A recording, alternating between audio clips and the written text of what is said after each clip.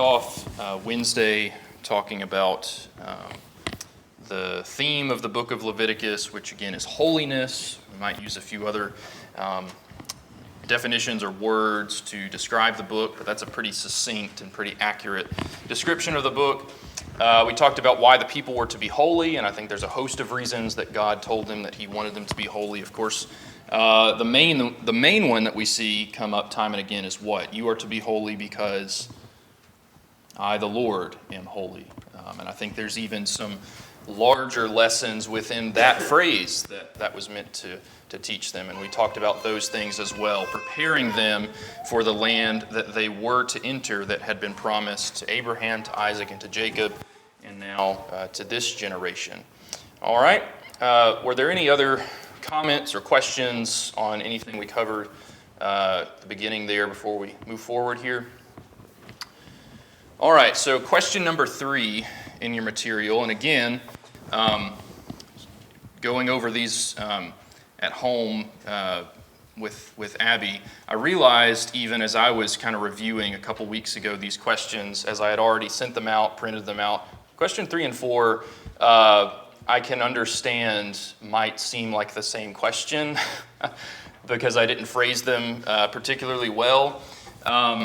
So we'll talk about some of those things here in just a minute. But I phrased the question number 3, what type of uncleanness is described in Leviticus 11 through 15? And what I'm looking for in this question is, I'm just going to go ahead and kind of lead you the way that I'm wanting you to answer this. So was it inherently sinful for someone to be a mother? No. Was it inherently sinful? Did God point at someone who was a leper and say, you are a sinner just for being you? No. Okay, so what are the sorts of things? How are those things, how would those things become sinful? Maybe I can phrase it that way. So we might even go over the types of, what are some of the things that are described? I've already mentioned a couple of them, but Leviticus 11, for instance, what's described there? Dietary laws, clean and unclean animals. Is a pig a sinful animal? Animals can't be sinful. So how would it be a sin? How is it involved between clean and unclean animals? How would it become sinful? Brother Waldron even comments on this, I think at one particular moment in the material.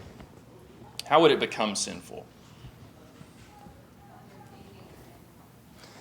Because, and who said it was unclean? God said it was unclean. So, without God making those distinctions, there would be no clean or unclean, but God is trying to, again, this is not arbitrary, it's not random by God, I don't think. And they wouldn't have known all the reasons, but I think they could see some of the reasons and some of the lessons that God was trying to get them to learn about the things that He was restricting.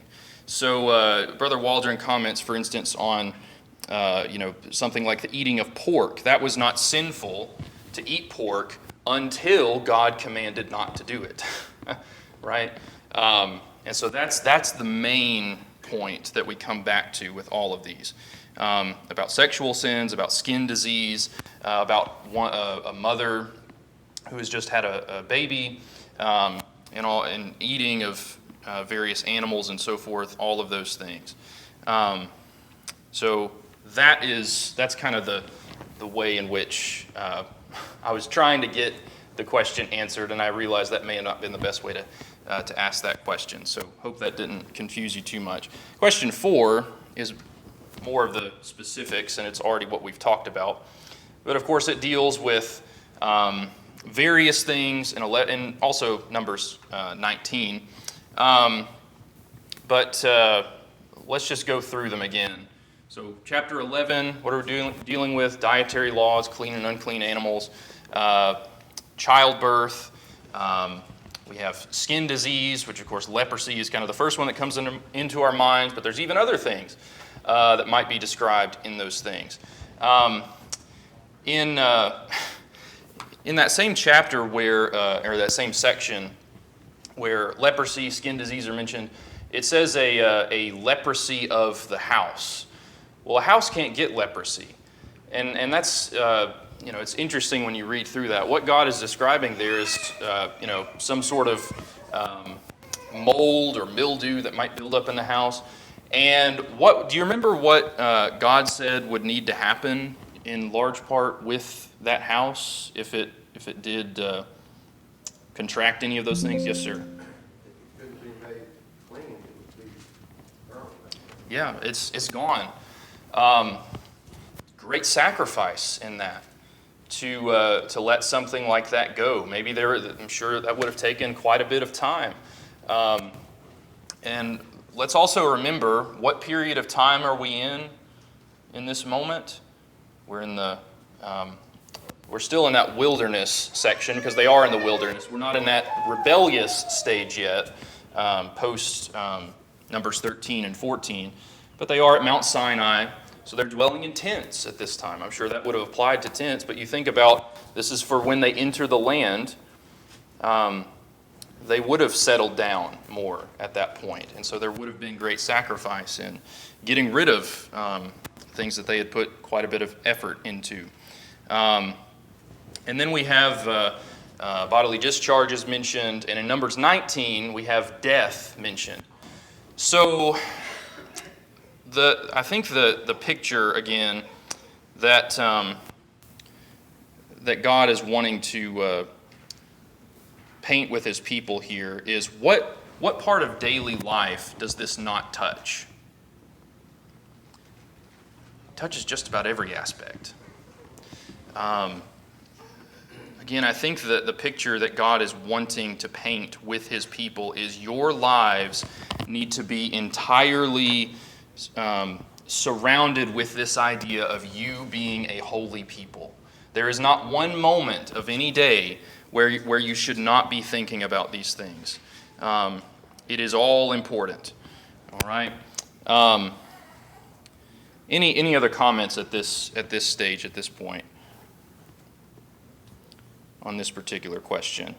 We have got some other comments here, if not. Let me see. Let me find this here. So in Leviticus chapter, talking about connections to the rest of the Pentateuch, you come to Leviticus chapter 11, and just kind of categorically, what types of animals are mentioned in Leviticus 11? You've got what types of beasts mentioned. It's really 4 categories that we might break them into. Can at least start with one and get the ball rolling. Land animals, okay, good. Land animals, so then it would be maybe another there. Fowl, fish, so land, water, flying things or birds, and then insects or creeping things. Is there another section in the Pentateuch where those things are mentioned? Those categories of animals? Creation, right? Genesis 1 and 2, where God breaks those animals down into those 4 sections, and that's exactly what we see here in Leviticus 11. At the time, in the beginning, in Genesis, was there any distinction before the fall between these animals? What did God say about all of the animals that he created? They were good. Every one of them, they were good. There was no clean, there was no unclean, but then sin entered the world, and even then there began to be distinctions made, and this is even before the law was given.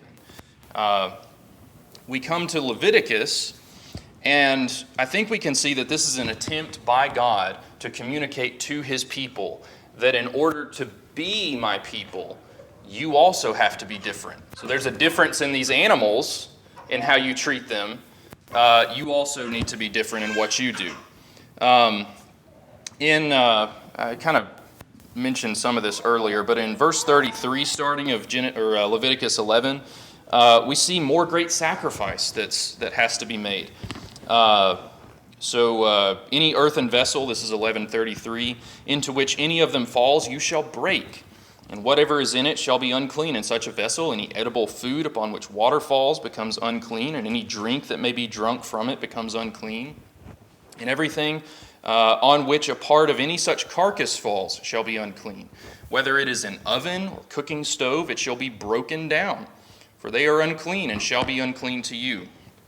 And then he goes on to talk about a spring or a cistern in which there's a lot of water. That would be clean, actually. But a stove or an oven, and there's different thoughts about, exactly how that would have been built. There's different types of ways you could have built a stove or an oven in this time. Regardless, again, a lot of effort would have went into that, especially if it's like a clay or a, sort of stone structure. That would have taken several days to finish. And then if something comes in contact with it that's unclean, a carcass or something of that nature, tear it down. Start over.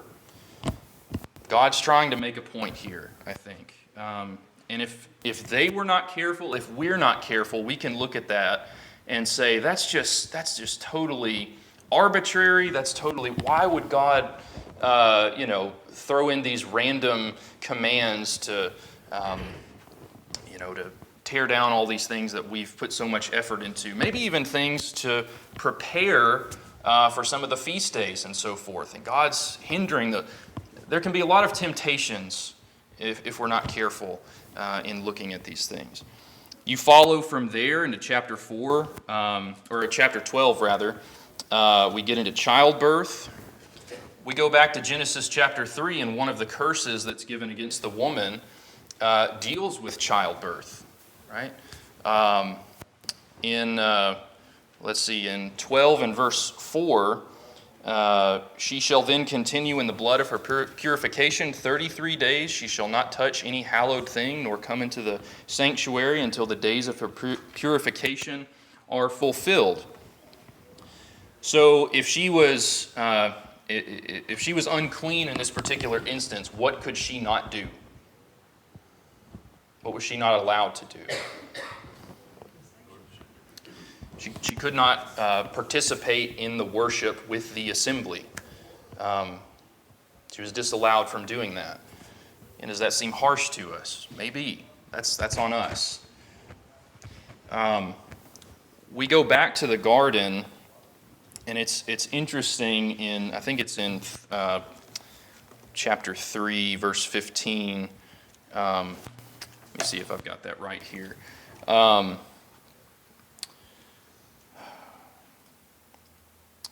There I will put enmity between you and the woman, between your seed and her seed. He shall bruise your head, you shall bruise his heel. 2:15 is where I'm wanting to go. Before the fall here. Then the Lord God took the man and put him in the Garden of Eden to tend and keep it. So that phrase "keep it" is actually, or maybe I think it's "tend" actually. So also another word for worship that we see later on, even in Leviticus. So some translations have gone so far as to say to worship and obey in the garden. So I think at this point, this is the way in which God says, "You worship and you obey me," and that continues into Leviticus. And we even see there the idea of tending and keeping a garden, cultivating the ground. These are early representations of worship to God. All right, let's see here. Final note here on leprosy that we see a couple chapters later in Leviticus. This was a physical disease of the skin. And what would happen if one was found, if it was confirmed by the priest that someone had leprosy, what were they then to do? Where were they to dwell? Outside the camp.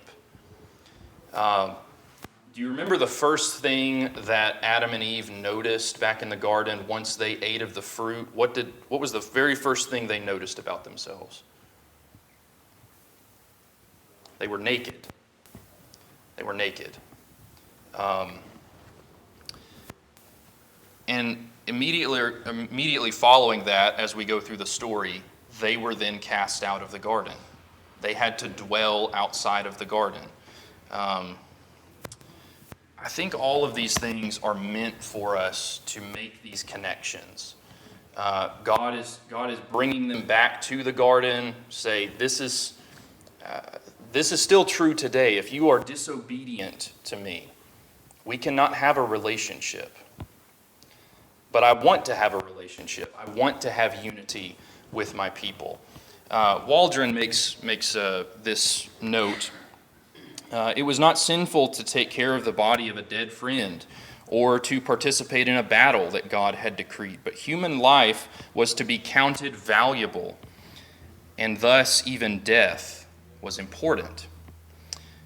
So the point I think that he's making there is, even if you are doing good things, right things, burying a friend, burying a family member, it did not excuse you from still doing things that God had ordained and told you to do. And that's another important point for us to remember. Any other comments at this point in this section? Yes, sir. Yes, sir. You're making a good point too about the idea of symbolic defilement, ceremonial defilement versus moral defilement, or whatever it might be. But it's a good reminder that God has the right to declare certain things to be holy. He has the right to choose those things. Every once in a while we meet people who say, well, I don't understand why baptism has anything to do with this. If I never do understand why, if that's not my choice, that really is not the point, is it? Yeah. The point is that God directs this day to be special. It's special. Mm-hmm. If this is something God says you must do, we must do it. That was true then and is true now. And as you said, this was something that would affect everyday life. Every day they'd be thinking about the concept of defilement versus holy. And that really was the point. God wants us to understand that those represent a truth that is fundamental to existence. God is holy, and He cannot abide defilement. Yeah. And this will be, we'll probably get into it this morning, but certainly on Wednesday and probably even next Sunday. But we haven't even gotten into the sacrifices and the offerings made. And that's another element where this is a daily thing that was to remind them of certain things. Again, God has commanded this, ordained these things. So they were to practice and remember them. Anything else at this point before we move forward? All right, question number 5. So these last two questions are going to bring us into the New Testament, get us to think about some fulfillments there and some things that take place there. When we get to the Gospels, how did Jesus interact with the things mentioned here in Leviticus 11 through 15 and Numbers 19? And then I've asked you to give some examples if you can. So what are some things that come to mind there? What'd you find?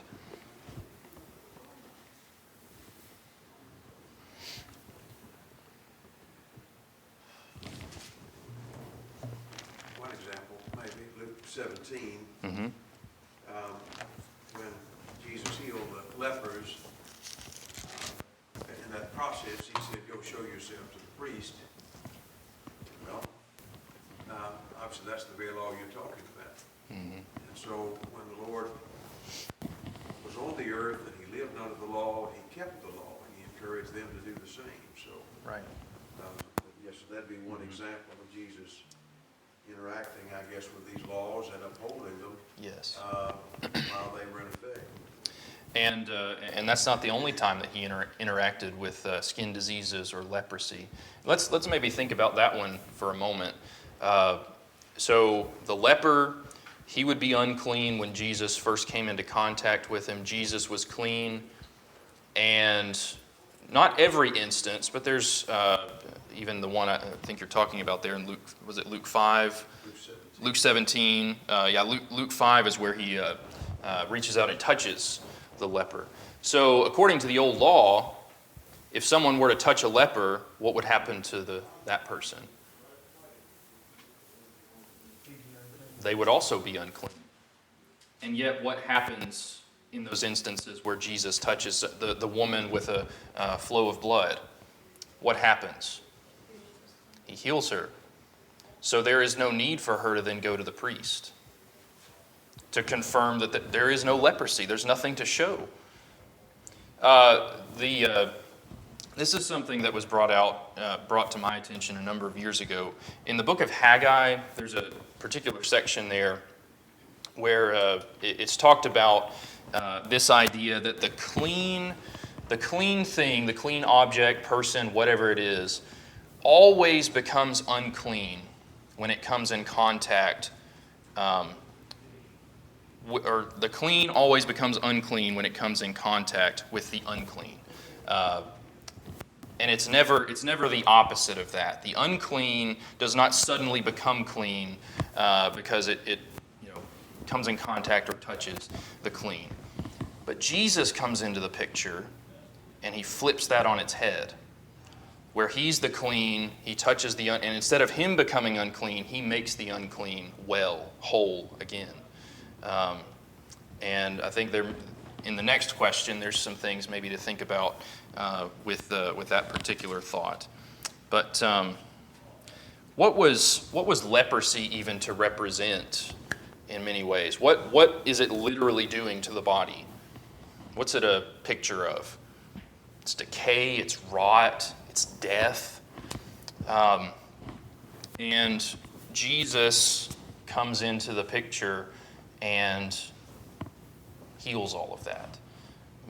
Makes it disappear, makes it go away, and makes the person whole again.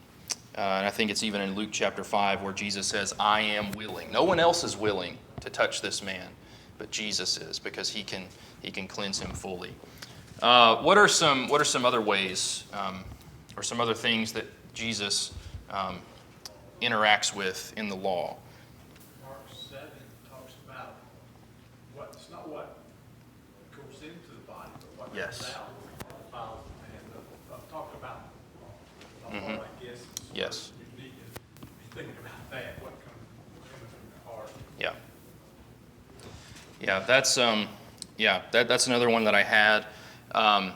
So I think here Jesus is, he's even elevating the law from Leviticus 11 to say it was never about the animals in and of themselves. This was, again, it's not random, it's not arbitrary to say that one's clean or one's unclean. Again, it was always meant to teach a lesson, and Jesus is giving the lesson here in Mark chapter 7, that which goes into the heart of a man will then come out and defile him. So any of the animals that God chose to be clean or to be unclean, God is trying to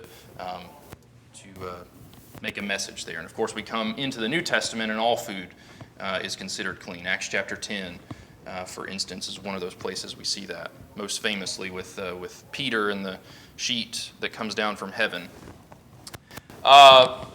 In kind of a, this is not Jesus specifically, but in Luke chapter 2, after Jesus is born, what does Mary have to go and do when they enter the temple? She has to offer the sacrifices that are necessary. That according to Leviticus chapter 12, she was to do. They bring a pair of turtle doves, 2 young pigeons, and from that detail, we understand that they were more poor than someone who could afford the other sacrifices. But we see that there carried out in the gospel. We've already talked about leprosy, mentioned the woman with the flow of blood for 12 years. But then ultimately, referencing Numbers chapter 19 in particular, what does Jesus have rule over? Death. Well, the Sabbath, yes, but ultimately death. He has rule over, and he even before he is killed, buried, and resurrected, he is teaching that lesson based upon some of the miracles that he performs. So he even touches a dead body, and again, what happens? He does not become unclean because that person is then raised to life. There is no need for for these other parts of the law because it's not present in that moment. So we have him raising widow's son, Jairus' daughter, of course Lazarus, also in John chapter 11. But all of that points, I think, to larger lessons that we then, as Christians today, are to take to heart. So this is the next question here. What are some ways that all of these laws point forward to the cleansing that Christians experience in the New Testament? What are some things you came up with for that one? Be holy? Yes, certainly. Reverence for God. So 1 Peter 1, 1 Peter 2, those passages come to mind. Be holy, for I am holy. You're a chosen race, a royal priesthood, holy nation, a people for God's own possession. So that's a fulfillment of what was talked about there at the end of Leviticus 11 and even some other places. We've already talked about in Exodus, for instance. Good. What are some other things we can think of?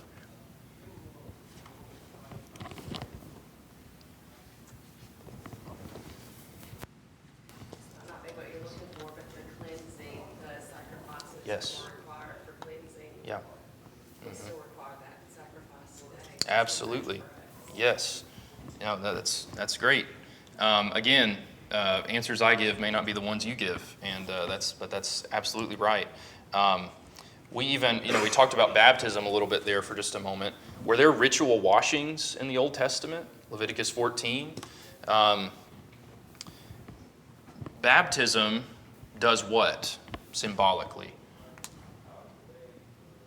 It's still real. It's a real reality. But what does it do? It washes away our sins. So, let's see. Let's go over to Hebrews chapter 10. We'll get into Hebrews more in another lesson or two. But Hebrews chapter 10 and verse 19. The writer here says, "Therefore, brethren, having boldness to enter the holiest by the blood of Jesus, by a new and living way, which he consecrated for us through the veil, that is, his flesh." So what's being talked about here? It's the most holy place. It brings to mind how the high priest on the Day of Atonement, which we'll talk about, entered through the veil, but here's the fulfillment of that. Verse 21, "Having a high priest over the house of God, let us draw near with a true heart and full assurance of faith, having our hearts sprinkled from an evil conscience and our bodies washed with pure water." So going back to 1 Peter, we're what kind of nation? A nation full of what type of people? Not just holy people, but what class of people are we if we're Christians? We're all priests. By the way, that phrase is found in the Old Testament also. That was God's purpose with Israel as well. They were to be a nation of priests. Of course, there was the specific role of the priests themselves, but they were all to be priests in a certain sense. And this was always going to be the fulfillment when we get to the New Testament. So we have become priests today, and we all experience this washing of baptism. And again, I think there's some other things talked about here in Hebrews that we'll talk about at a later date. But the point I'm wanting to make there, it was not uncommon for them to experience ritual washings. We talked about this a little bit in our reading on Thursday, those that come to that. But, even in the Gospels, we have these large pools of water that were present that were for those ritual washings. And so on the day of Pentecost, 3,000 are baptized. That would be a very easy thing to do with these large bodies of water that are found throughout the city. So there's some more points that could be made there that we're not making here, but I digress. What are anything else that comes to mind here? There's again, we could go all day long on any of these, but there's this idea of putting off and putting on. So putting off the old man, putting on the new man. That's a little bit of what we've talked about already. Created after the likeness of God and true righteousness and holiness. Paul talks about there. We've talked about that royal priesthood, that holy nation, ritual washings. And let's see here. I think the final one, at least I had, just to put up on the screen here. In Leviticus 13 and 14, if someone was unclean, who was the only one who could declare that person clean again? The priest. Who is our priest? Who is our high priest? Christ. Only Christ, the great high priest, he not only declares us clean, but he's the one that makes it possible for us to become clean in the first place. There's all sorts of levels that the Hebrew writer is going to go into, Hebrews chapter 7, for instance, where he makes that point, where Christ is the fulfillment of all of these things in the old law, which is just an incredible, beautiful picture that's painted. And I think that it's important for us to see those things. Any other comments, questions before we briefly break into the next lesson here? All right, so we're going to spend at least probably a couple of lessons on what the Waldron material describes as the special times. And if we want to turn over to Leviticus 23, I think this is, and I think he even provides this as a pretty good summary of this section of what we're going to be talking about. Leviticus 23, verses 1 and 2. And the Lord spoke to Moses, saying, Speak to the children of Israel, and say to them, The feasts of the Lord, which you shall proclaim to be holy convocations, these are my feasts. So it's interesting, that word for, and maybe you have a different word in verse 2 for convocations. Assemblies is another good word, another good translation. So that word is, firstly, it's holy. It's another instance of holy. But it's a holy assembly, special and set apart. And then that word also means a calling together. So we're calling together this holy assembly. What's a equivalent of that word when we get into the New Testament? Maybe you remember the Greek word, but what's the English word that we use so often for assembly? The church, ecclesia, right? So that's and again, ecclesia by itself does not mean holy assembly. It just means assembly. But when it's used of the church, that is then, in that context, certainly a holy assembly.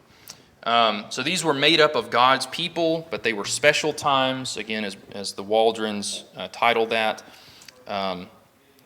And these were, again, commanded by God. These weren't just things that they came up with, say, hey, this is how we're going to dedicate our time to God. God laid out all of these things. This is how you're to spend your time, spend your efforts, to offer these sacrifices, and so forth.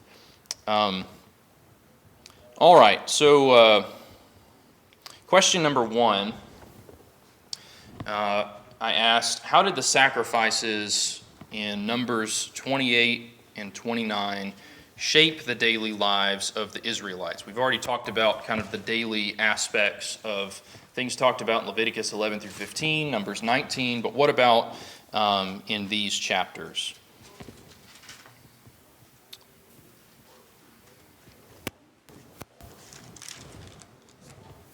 Done daily, and Yeah. I looked at verse 2 there. I mean, just there's a couple of things there that came to my mind. The first thing is command. Mm-hmm. The other thing that came out, I don't know if anybody else has a different word for it, but in the latter part of verse 2, it talks about they were to be careful. Mm. I wonder if there's any notes anybody may have about that word, about careful right there. Just those two things, they were to be careful, and it's commanded from God. Take care about it. Be full of care. Mm-hmm. Yes. Yeah, I'm trying to see there if there is any sort of. Okay, yeah. So let me even get this out here. This is a particular word that comes up quite a bit. I think in the book of Numbers, I want to say even more than any of the other books of the law of Moses. But it's a word that means to keep, to guard, to observe something, to give heed to something. And I think this word is most specifically tied to the priesthood. They're to keep guard of certain things, responsibilities. So be careful with those things. Take precautions that you do these things as I have commanded them. All right. Any other comments on that question?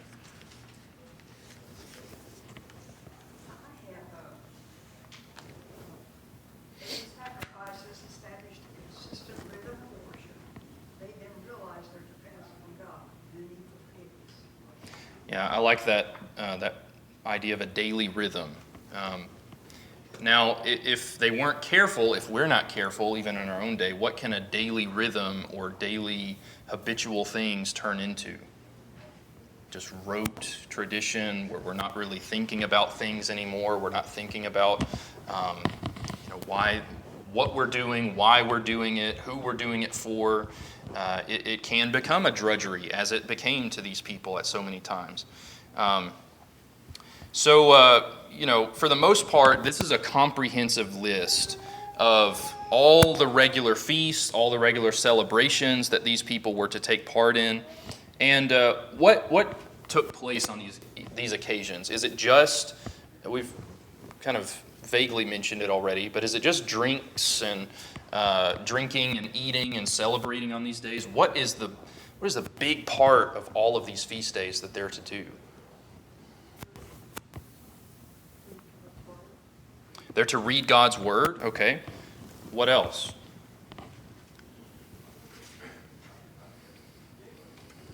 Some sort of remembrance, I think about these moons they're supposed to remember about when they had that Egypt and God cared for them. Yes, right.